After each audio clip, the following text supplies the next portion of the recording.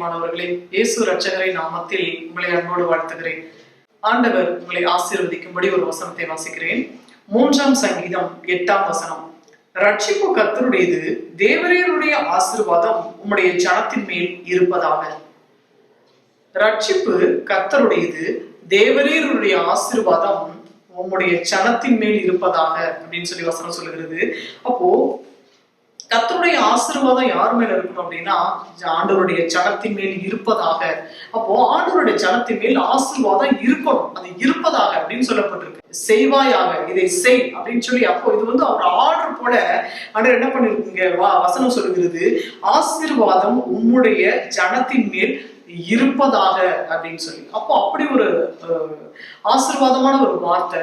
அப்போ ஆண்டவருடைய பிள்ளைங்க ஆசீர்வாதமா இருக்கணும்ன்றதுதான் ஆண்டவர் விரும்புகிறார். ஆம்பரியமானவர்களே, நீங்கள் ஒவ்வொருவரும் நல்ல ஆசீர்வாதமா வாழணும், ஞானமாய் நடந்து கொள்ளணும், புத்தியா நடந்து கொள்ளணும். எந்த இடத்துலயும் தேவனுடைய நாமம் உங்களால தூஷிக்கப்படக்கூடாது. உங்களுடைய வாயின் வார்த்தைகள் தெளிவா இருக்கணும். ஒருத்தர் யார்கிட்ட எப்படி பேசுங்கிற அந்த ஞானத்தை ஆண்டவர் சொல்றாரு. ஒருவன் ஞானத்தில் குறைவுள்ளவனாக இருந்தால் அதை யாவருக்கும் சம்பூர்ணமாய் கொடுக்கிற கர்த்தரிடத்தில் கேட்க கடவன் அப்படின்னு சொல்லி. அப்போ நமக்கு எந்த விதத்திலையுமே ஞானம், அறிவு, புத்தி, இதுல எந்த விதத்திலையும் எந்த குறைவும் இல்லாம அவருடைய ஜனங்கள் எப்படி இருக்கணுமா, ஆசீர்வாதமா இருக்கணும் அப்படின்னு சொல்லிதான் வசனம் சொல்லுகிறது. தேவரீர் உம்முடைய ஜனத்தின் மேல் ஆசீர்வாதம் இருப்பதாக அப்படின்னு சொல்லி. அப்போ ஒவ்வொருத்தரும் ஆசீர்வாதமா வாழணும்னு சொல்லிதான் ஆண்டவர் விரும்புகிறார். யாரும் கடன்லையோ வியாதிலையோ வறுமையிலையோ இருக்கணும்ன்ற அவசியம் இல்லை. இந்த வசனத்தை சொல்லி ஜெபம் பண்ணுங்க.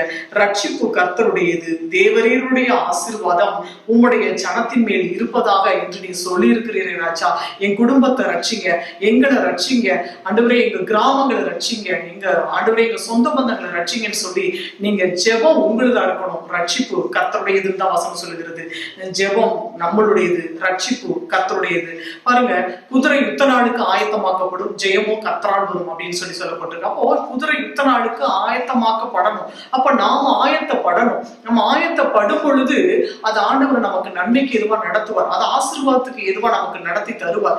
விதைக்கிறவனாலும் அல்ல, நீர் பாய்ச்சுகிறவனாலும் அல்ல, விளைய செய்கிற தேவனால எல்லாம் ஆகும் அப்படின்னு சொல்லி. அப்போ நம்ம விதைக்கிறது நம்ம வேலைதான், நீர் பாய்ச்சுறது நம்ம வேலைதான், ஆனா விளைய செய்கிறவர் கர்த்தர்.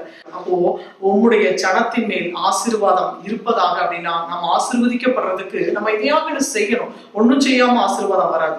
அதனால நம்ம செயல்படுகிறவர்களாக இருக்கணும். ரட்சிப்பு கர்த்தருடையது.